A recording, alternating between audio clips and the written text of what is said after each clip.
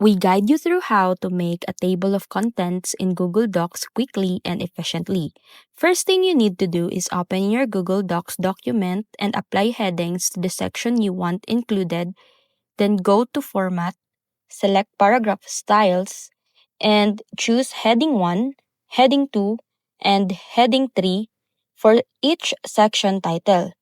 Next, place your cursor where you want the table of contents to appear, usually at the top of the documents. Then go to Insert, select Table of Contents, and choose either the plain text or linked version. Google Docs will automatically generate the table using your headings, and you can click any entry to jump to the section. If you make changes to your documents, click the refresh button on the table of contents to update. This is the method makes navigation or navigating long documents much easier and looking professional for reports, papers, or projects.